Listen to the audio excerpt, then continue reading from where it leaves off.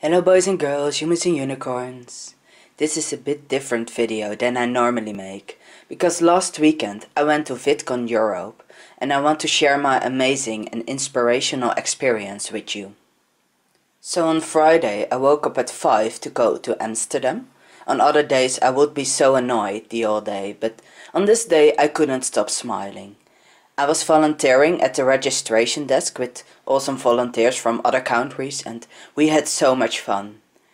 I have never felt this comfortable around new people before and it felt so good.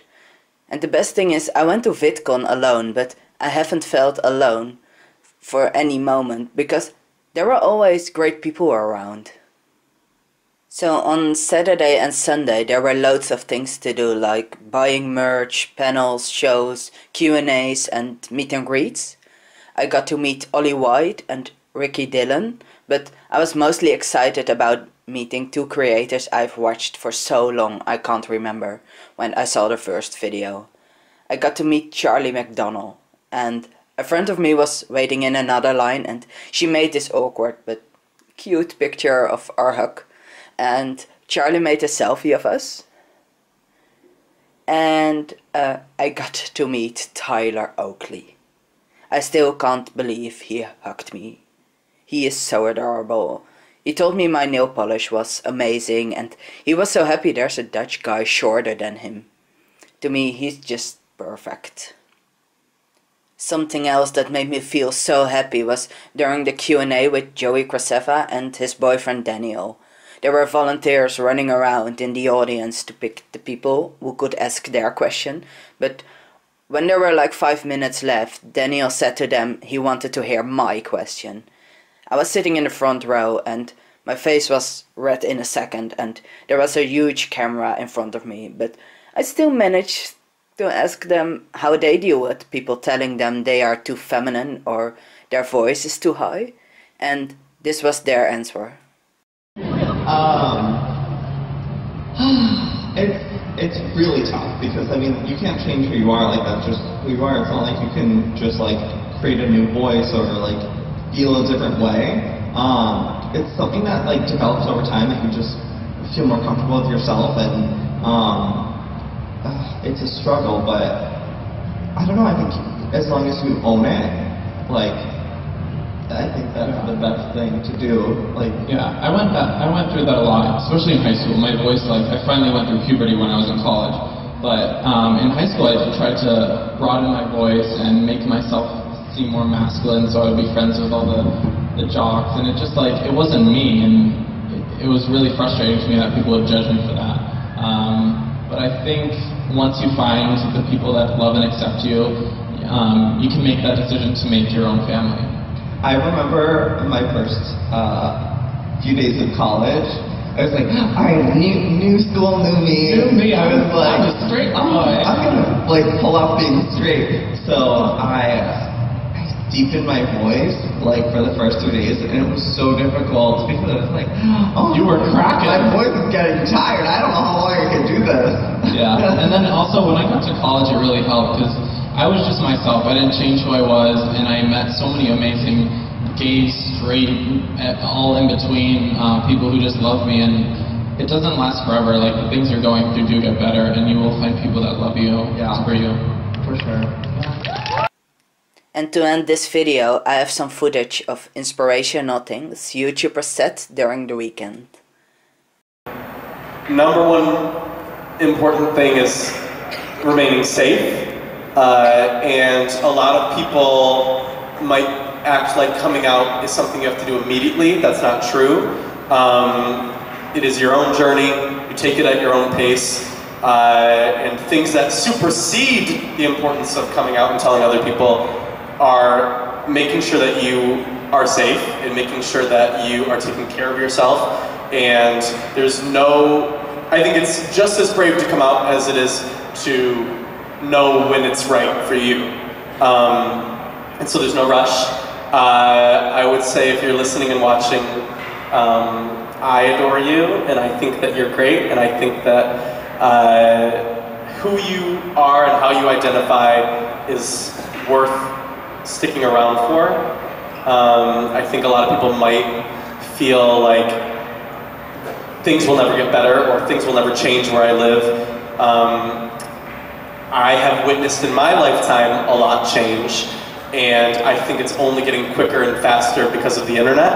I feel like we can connect with people that we would never have met in real life, and if you're in a place that's isolated where you are disenfranchised by the people you're surrounded with, you can turn on your computer or your phone and find those people. And so stick around, things will get better. I think you're great. And if you're one of the people that this isn't about you, realize that those people are out there. And just thinking that, oh, I'm an ally and they can find me is sometimes not enough. You have to be outspoken, you have to be out loud, you have to say, if there's anybody in my Facebook feed that feels like they don't have somebody to talk to, I'm here. Sometimes they won't even reach out, but knowing that you're there will make them feel okay. So be that person, because you never know who's watching or listening.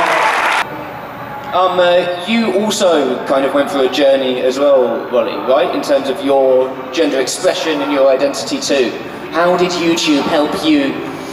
So I mean, when I came out as gay, like ever since I started YouTube, I've always been out as gay. There was never like a thing with that. But when I moved to London a couple of years ago, and I was able to live freely and be more open with my expression, I use YouTube as like a gender discovery of who I wanted to be, because I always had gender dysphoria, but I never really understood why or what I could do about it. And just finding other like androgynous people and non-binary people like just really helped me discover like that I don't identify as man. Like I'm happy to say that like I'm gender fluid, you know. Sometimes I'm more like I like gravitate towards female, sometimes more like gender queer and like neutral and everything, and it's like actually it's fine regardless of how I appear.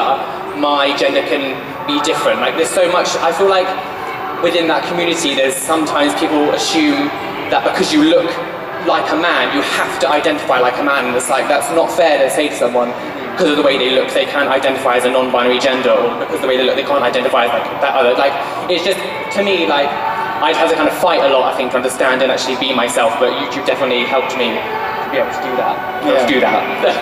Do you identify as bi? And bi women, and correct me if I'm wrong here, because I am the cis gay man and I don't want to assume anything, but bi women often get kind of like told that their experiences are invalid and that the just a phase trope. Oh, yeah. Did YouTube at all, like the community and like bi information, help you in terms of being able to address that yourself? That's exactly what it was. It was information that I just did not know about. So, like Joey, I grew up in a place where, like, you know, being gay or being a lesbian, those were the two terms I knew, by the way, were like, yeah, it was like a little bit wrong, like a little bit dirty. And like, I talk about like crushes I had on girls because I just thought everyone felt that way. And then my friends would go, are you a lesbian, Dodie? And I'd be like, no, what? Why? No, don't be silly. God, no, that would be really weird. And they started panicking that they thought that I fancied them, and it was all just a big mess. And I hadn't really heard the term bisexual. I remember the first time I heard it, it sounded like scary to me, you know, it sounded really dirty and like strange, because everyone like spoke about it that way. Yeah, I met this like boy who identified as bisexual, and I was like, I guess we should stay away from him. I don't really know, because that's what I was taught. That's what, you know, I was surrounded with. And then like as I grew up and I started hanging out with the UK YouTube community like a bit more and like watching all the different videos about it, and yeah, I was educated and I was like, oh, and then I kind of like, I was like, I like women and boys and bisexuals do that. I am bisexual. It was so funny just like piecing the two together, because in my mind they just had never like connected, and then once it did, it was amazing. It was so great. I say just make videos you want to make, no matter what that is. I mean, there's so many niches on YouTube of different types of content that there are people who are going to want to watch it. So yeah, just do what you want to do, and do it because you like doing it and it's fun. Yeah, and don't be afraid to be weird, because some people like that. Yeah. Alright, thank you guys so much.